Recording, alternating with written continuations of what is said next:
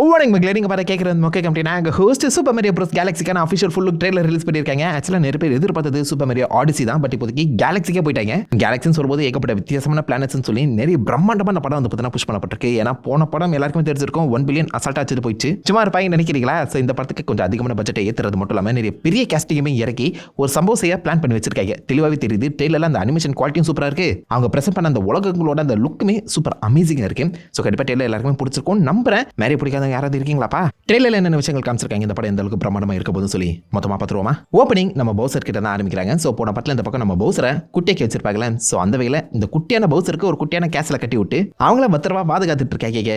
So அந்த வகையில் நம்ம மேரியோ லியூஜி அந்த குட்டி கேசல் பக்கத்தில் நிற்க பவுசர் உள்ள பெயிண்டிங் வரைஞ்சிட்டு இருக்காரு. எந்த அளவுக்கு பிரம்மாண்டமா எல்லாருமே லைக் பயமுத்தி சுத்திட்டு இருந்த அந்த மனுஷனை கூட்டு உட்கார வச்சு பெயிண்டிங் பண்ண விட்டுருக்கீங்களாடா. பட் அந்த இடம் நல்லா கியூட்டா இருக்கு. நம்ம ஜாக் பிளாக்கோட அந்த வாய்ஸ் வந்து பார்த்தீங்கன்னா பிச்சப் பண்ணியிருக்காங்க. நல்லா தான் இருக்கு.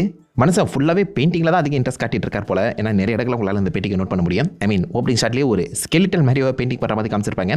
மேரியோக்குன்னு ஒரு ஸ்கெலிட்டல் ஸ்கில் இருக்கு, அதை டீஸ் பண்ணுறாங்கன்னு நினைக்கிறேன். அப்படியே மேலே ஓடி வந்து இந்த பக்கம் மேரியோ கிட்ட ஒரு பெயிண்டிங் காட்டுறங்கிற பேரில் சில விஷயங்களை அவர் தேடிட்டு இருப்பாரு. அந்த சமயத்தில் பேக்ரவுண்டில் நீங்கள் நல்லா நோட் பண்ணி பார்த்தீங்கன்னா யாரும் தெரிதா பவுசர் ஜூனியர். ஸோ அவரை இன்ட்ரடியூஸ் பண்ணுறதுக்கு முன்னாடியே பெயிண்டிங்கில் லைட்டாக டீஸ் பண்ணியிருக்காங்க. இந்த படத்தோட வில்லனா பவுசர் ஜூனியர் தான் வர போறாரு. அது இங்கேயே லைட்டாக ஒரு ஹிண்டாக கொடுத்துருக்காங்க. ஸோ அந்த இடத்துல நான் என் பிரின்சஸ் பீச் கூட இருக்க மாதிரி ஒரு பெயிண்டிங் பண்ணியிருக்கேன். எப்படி இருக்கே அப்படின்னு சொல்லி கேட்டேன். மேரியோ இட்ஸ் ட்ராஷ் அப்படின்னு சொல்லுவார். வெல், பக்கா மீ மெட்டீரியல் இது. நானே ஆரம்பிச்சேக்கிட்டா. I made a masterpiece. What do you think? It's trash. நல்லா இருக்கா? அடுத்த வரும் வாரங்களில் இந்த மாதிரி ஏகப்பட்ட மீம்ஸை நீங்கள் கண்டிப்பாக பார்க்க தான் போறீங்க. எழுதி வச்சுக்கோங்க. அந்த பெயிண்டிங் நல்லா தான் இருக்கும். லியூஜி அப்ரிஷியேட் பண்ணாலும் நம்ம மேரியை கலாச்சி விட்டுருவாரு. பாவம் அந்த இடத்துல ஒரு செகண்ட் நம்ம பவுசர் அல்ட்ரா ஸ்டேஜுக்கு வந்துருவார். எவ்வளோ பயங்கரமாக இருந்த மனுஷனா அல்ட்ரா மாதிரி கொண்டு போய் விட்டீங்கன்னா. அப்படியே மஷ்ரூம் பெட்டில் நம்ம பிரின்சஸ் பீச் அண்ட் டோடு ஒன்றா இருக்கும்போது ஏகப்பட்ட நட்சத்திரங்கள் கீழே விழுற மாதிரி ஒரு ஷாட் அமைக்கப்பட்டிருக்கோம். ஸோ இது ஆக்சுவலாக அந்த வழக்கம் போல் அந்த பல வருஷங்களுக்கு ஒரு தடவை வரக்கூடிய அந்த காமெட்லேருந்து விழக்கூடிய ஸ்டார்ஸ் தான். மொழிக்கு ஃபாலோன் ஸ்டார்ஸ்னு சொல்லலாம். அது கரெக்டாக இந்த பிரின்சஸ் பீச்சோட முன்னாடியே வந்து பார்த்தீங்கன்னா ஒரு சின்ன வித்தியாசமான அந்த லான்ச் பேட், ஸ்டார் லான்ச் பேடை உருவாக்க அதில் பிரின்சஸ் பீச் அண்ட் டோடு வந்து பார்த்தீங்கன்னா அப்படியே எகிரி குச்சி போகிற மாதிரி காமிக்கப்பட்டிருக்கு. இந்த லான்ச் பேடை லூமா ஸ்டார்ஸால் மட்டும் தான் உருவாக்கவே முடியும். ஸோ அந்த வகையில் ஏதோ ஒரு வித்தியாசமான லூமா ஸ்டார் இங்கே வந்து இறங்கியிருக்கு. பிரின்சஸ் பீச்சை எங்களை காப்பாற்றுங்க, இல்லை பிரின்சஸ் பீச் கிட்ட ஏதோ ஹெல்ப் கேட்க வந்திருக்கேன். வெல், அந்த லூமா ஸ்டார்ஸுக்கு பிரின்சஸ் பீச்சை பற்றி எப்படி தெரியும்? வெல், அதுக்கு தான் இந்த படத்தோட ஒரு முக்கியமான கேஸ்டிங்கை பற்றி நம்ம பேசி ஆகணும். ரோசலினா. எஸ், இந்த படத்தில் ரோசலினா அப்பேர் ஆக போகிறாங்க. அண்ட் ரோசலினாக்கு வாய்ஸ் ஓவர் கொடுத்தது வேறு யாரும் இல்லை, ப்ரீ லார்சன். கேப்டன் மார்வலே இறக்கி வாய்ஸ் ஓவர் கொடுக்க வச்சிருக்கீங்களா? அந்த பக்கம் ஸ்டார் லாடு கேப்டன் மார்வல்னு சொல்லி பெரிய பெரிய கேஸ்டிங்காக இறக்கியிருக்காங்க பார்த்தீங்களா?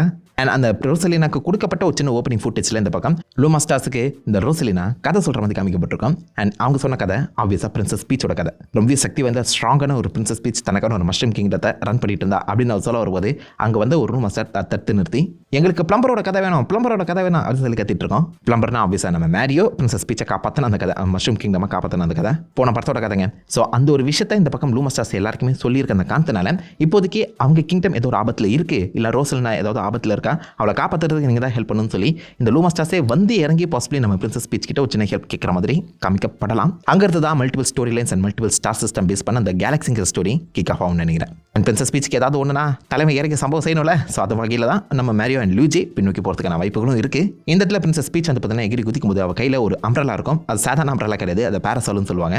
அதை யூஸ் பண்ணி ஒரு பயங்கரமான ஃபைட்டிங் கோரியோகிராஃபியே வந்து பண்ணியிருக்காங்க நிஞ்சிஸ் கூட. ஐ மீன் இங்கே நிஞ்சா விஷயத்தில் வராங்களே உங்களுடைய பேர் நிஞ்சிஸ். இவங்க எத்தனை பேரை அழகாக அந்த பக்கம் பிரின்சஸ் பீச் வந்து பார்த்தீங்கன்னா தடுத்து நிறுத்துறா. ஸோ கேமில் வர மாதிரி லைக் என்ன காப்பாற்றுங்க அப்படிங்கிற பிரின்சஸ் கிடையாது.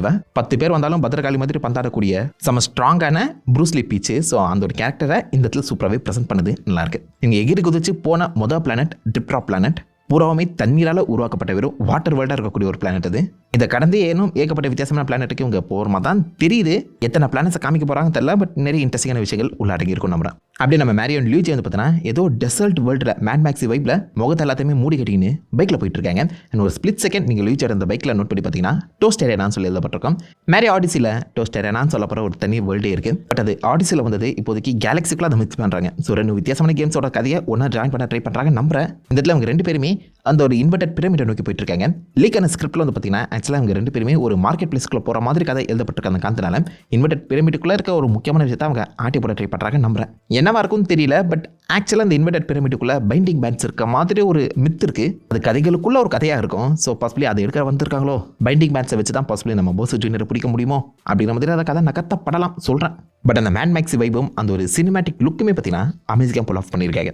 பட் டோஸ்டேரியானா காமிக்கிற அந்த சமயத்தில் வெல் நம்ம மேரியாவுக்கு அந்த கேப்பி பவர் இருக்குமோ மேரியோ தன்னோட அந்த கேப்பி பவரை யூஸ் பண்ணி சுற்றி இருக்க எல்லாருமே பார்த்தீங்கன்னா ஈஸியாக கண்ட்ரோல் எடுக்க முடியும். லைக் அந்த புல்லட்ஸாக இருக்கட்டும், டீரெக்ஸே கண்ட்ரோல் எடுத்திருக்காரு மனுஷன். ஸோ ஏகப்பட்ட வித்தியாசமான விஷயங்களை அவரால் அந்த கேப்பி வச்சு கண்ட்ரோல் எடுக்க முடியுற அந்த காரணத்தினால அந்த கேப்பி பவரை இதே படத்தில் கொடுத்துருவாங்களான்னு தெரியல.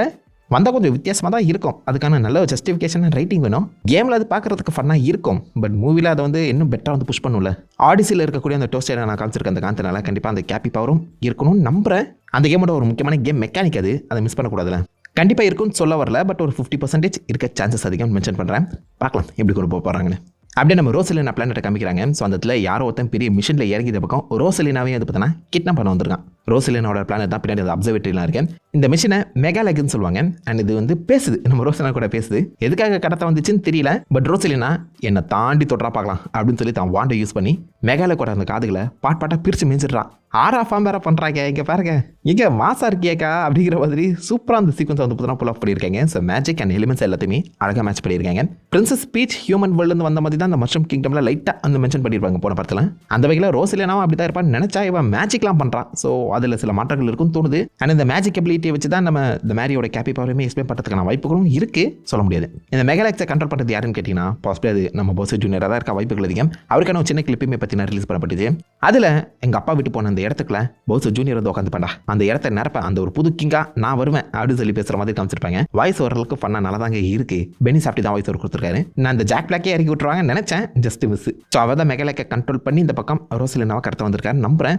எதுக்குன்னு தெரியல. மேபி இந்த பக்கம் நம்ம போஸ் ஜூனியர் ரோசலினோட ஸ்டார் பவரை யூஸ் பண்ணி தனக்கான ஒரு ஈவில் எம்பையரை பில்ட் பண்ண ட்ரை பண்ணலாம், சான்சஸ் இருக்கு, பார்ப்போம். அதே மாதிரி இந்த போஸ் ஜூனியர் நம்ம மேரியோ லூயியை மீட் பண்ணுற மாதிரி அந்த சீக்வன்ஸ் அமைக்கப்பட்டிருக்கோம். பின்னாடி நீங்கள் பார்த்தீங்கன்னா அவர் வரக்கூடிய அந்த க்ளவுன் கார்ட்டு இருக்குது, அதையும் பண்ண காமிச்சிருக்காங்க. அண்ட் பேக்ரவுண்டை நோட் பண்ணி பார்த்தீங்கன்னா அந்த ஸ்டார் சிஸ்டம் அந்த மழை பொழியிற அந்த சமயத்தில் தான் இந்த பக்கம் போஸ் ஜூனியர் நம்ம மேரியோ லூயியை மீட் பண்ண வந்திருக்காரு போல. தன் கையில் அந்த ஆப்வியஸ் பெயிண்ட் ப்ரஷை யூஸ் பண்ணியிருக்காரு. மெட்டாலிக் பெயிண்டை விட்டு தன் உடம்பை மெருகேற்றி அந்த பெயிண்ட் ப்ரஷையே ஆல்மோஸ்ட் லைக் மாடிஃபையும் பண்ணுறாரு. அவர் வந்து இறங்குற அந்த சமயத்தில் பேக்ரவுண்ட் மியூசிக்கை கேட்டு பார்த்தீங்கன்னா இன்டு த ஸ்பைடர்வர்ஸில் வரக்கூடிய அந்த ப்ரௌலர் மியூசிக் மாதிரி தான் இருக்கும். ஸோ அதை அப்படியே காப்பி பேஸ்ட் பண்ணியிருக்காங்க. நல்லா இருக்கு, இங்கே செட் ஆகுது. அவர் வாயில் ஒரு பேண்டானா மாதிரி கட்டியிருந்தாலும் அவர் பேசும்போது அந்த பேண்டானா அந்த வாயுமே அசைது. ஒரு குட்டி அட்டென்ஷன் டு டீட்டெயில். எங்கள் அப்பாவை காப்பாற்ற நான் வந்திருக்கேன்டா அப்படின்னு சொல்லி காட்டேன். இந்த இடத்துல ஆப்வியஸாக நம்ம மேரியோ வந்து பார்த்தீங்கன்னா போஸ் ஜூனியரை எதிர்த்து தோக்குற மாதிரி ப்ரெசென்ட் பண்ணி அங்கேருந்து கதை கிக் ஆஃப் ஆகும் நம்புறேன். ஸோ பாசிபிள் இது யாருக்கு தெரியும், ஓப்பனிங் ஷாட்டாக கூட இருக்க சான்சஸ் அதிகம். பவுசனா அவன் புள்ளைய பெயிண்டிங் மாதிரி வச்சிருக்க அந்த காரணத்தினால அவருக்கும் பையன் இருக்க விஷயம் தெரிஞ்சிருக்கு. ஆனால் அம்மா யாரு, அம்மா யாரா, அப்புறம் யாரா பிரின்சஸ் பீச் பின்னாடி சுற்றிட்டு இருக்கே, நீ என்ன நடக்குதுன்னே தெரியலையாப்பா. பார்க்கலாம் பவுசரோட ஒய்ஃபை யாரை காட்டுறாங்கன்னு. சரி, இதெல்லாம் ஓகே. போன பத்தோட போஸ்ட் கிரெடிட் சீன்ல ஒரு முட்டை உடையிற மாதிரி காமிச்சிருந்தாங்களே, அது எங்கப்பா இங்கே காணோம். அதுக்கு இதுக்கு சம்மதம் இல்லாமல் டெய்லர் போயிட்டு இருக்கு. யோசி எங்கடா அப்படின்னு நீங்கள் கேட்டிங்கன்னா அது சத்தியமாக தெரிலங்க. பட் கண்டிப்பாக இந்த படத்தில் யோசி வரதான் போறாரு. மேரி உலகத்திலே இருக்க மாதிரி ப்ரெசென்ட் பண்ணியிருக்க அந்த காரணத்தினால எப்படி எங்கிறது இந்த யோசி வந்து நம்ம மேரிய கூட லிங்க் ஆக போகிறாங்கன்னு வெயிட் பண்ணி படம் பார்த்தா தெரிஞ்சுக்கணும். யோசிக்கணும் தனி படம் வர மாதிரி நான் கேள்விப்பட்டேன், வருமா தெரியல. ஆக்சுவலாக யோசி அண்ட் டியூஜியை பேஸ் பண்ணி தான் கதை நகருங்கிற மாதிரி ஒரு ரூமர் சுற்றிட்டு இருந்துச்சு. அதுக்கேற்ற மாதிரி போன படத்தை விட இந்த படம் முழுக்கவே நம்ம மேரியோ அண்ட் லியூஜி ஒன்றா இருக்க மாதிரி தான் காமிக்கப்பட்டிருக்க அந்த காரணத்தினால that's a chance Mario and Luigi ஒன்றிணைஞ்சு நடத்தக்கூடிய ஒரு வித்தியாசமான கதையாக இது இருக்க சான்சஸ் அதிகம். டாங்கி காங்குக்கும் ஒரு படம் வர மாதிரி பேசிட்டு இருக்கேன். அதை பற்றி அப்டேட்டும் எதுவும் கிடைக்கல. இந்த டெய்லருமே எங்கேயுமே காட்டாத அந்த சமயத்தில் என்ன தாண்டா பிளான் வச்சிருக்கீங்க, சொதப்பிக்க தான் போய் விட்டுறாதீங்க. போன படம் நல்லா அமேசிங்காக இன்ட்ரெஸ்டிங்காக இருந்துச்சு, ஃபன்னாக இருந்துச்சு. அதே மாதிரி இந்த படமும் நல்லா இருக்கும்னு நினைக்கிறேன். சூப்பர் மேரியோ கேலக்ஸியோட மெமரிஸ் அண்ட் பெருசாக இல்லாத அந்த சமயத்தில் நிறைய இன்ட்ரெஸ்டிங்கான டீட்டெயில்ஸ் மிஸ் பண்ணியிருக்க வாய்ப்புகள் இருக்கேன்.